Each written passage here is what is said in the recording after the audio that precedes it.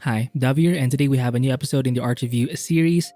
And today we'll be checking out the work of Mitch Mohrhauser, a senior concept artist based in Sucker Punch or at Sucker Punch Productions, based in Seattle, USA. There you go. So they have an Instagram, a website. Check out their links. They do have a lot of work. I think this is from a game, Ghost of Tsushima. I'm not a gamer, although I'm familiar with this. Like I've heard of this. So it's a big and popular game. So if you're into this sort of like concept art, I do recommend you check out the work of Mitch, right? Is it Mitch? Mitch. Now, what did get me into their work was actually this. I saw this a lot of times on Pinterest being shared. But thankfully, I finally found a post where they actually listed the guy's name. It's not just some kind of a photo with no sort of name or tag. But yeah, let me just open this in. Can we zoom in? Oh my god, I'm not sure what program are they using. Let me just check. Photoshop and Procreate.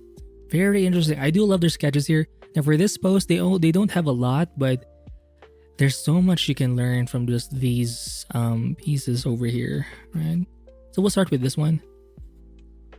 Because I do like these kinds of sketches. Are they even sketches at this point? I don't even know.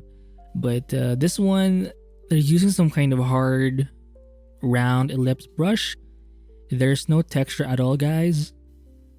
And they have that opaque approach. It's kind of like painting with gouache.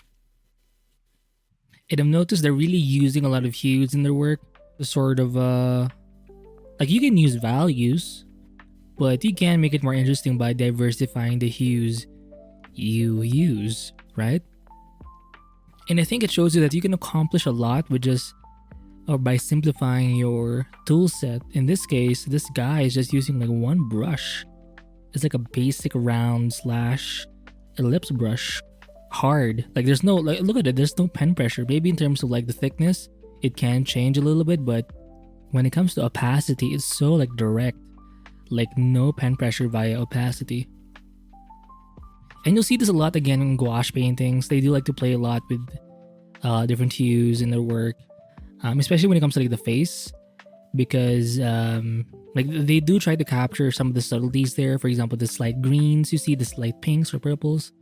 So it makes your work a lot more lively, which I do like. And to see this in sort of sketch form, I think it really looks cool. Now they did crop it, so I'm not sure if this is part of a bigger piece, but so let's focus on this one. This one seems more painted, more rendered.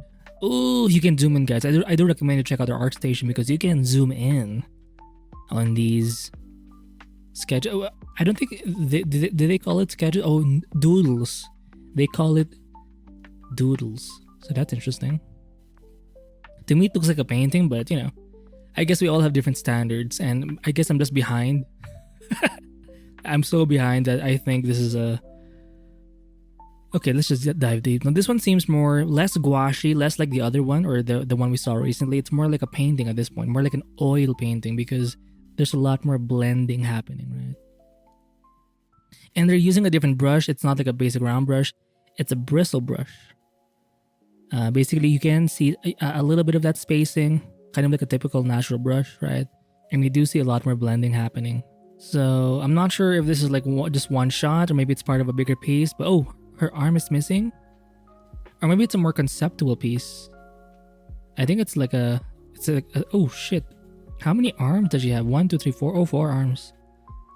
Interesting. Let me zoom in. Oh, there you go. But you do still see the same thing. Like it's not just one. Like you see a lot of colors being used basically. Right? Lots of hues. Even the hands. Like they do stretch the amount of hues being used, you know, so it's gonna look more like a rainbow.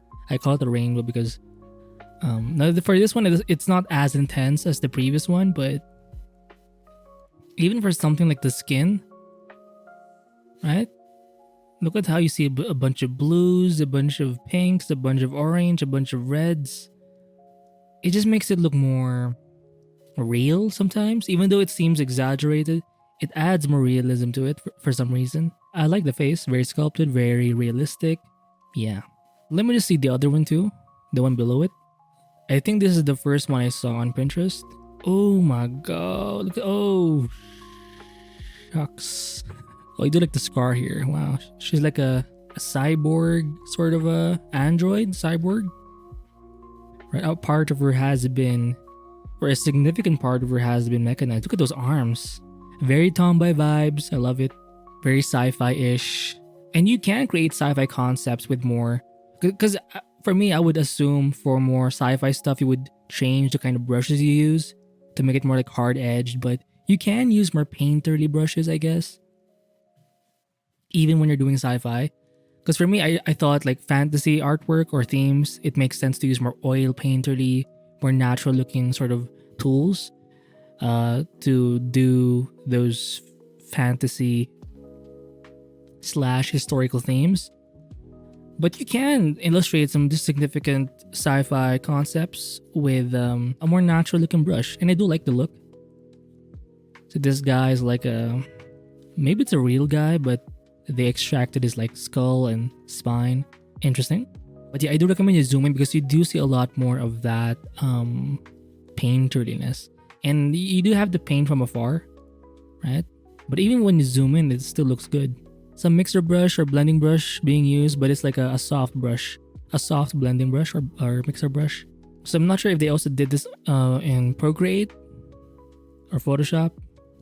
AI took my job. Did it? Well, if that's the case, sorry. Like when you're this skilled, I mean, you're gonna get a job eventually, but... Or maybe it's a joke, I don't even know, but... Oh, I do see a lot more brush variety over here. It's almost like a grass brush or something. Or a fur brush, grass brush.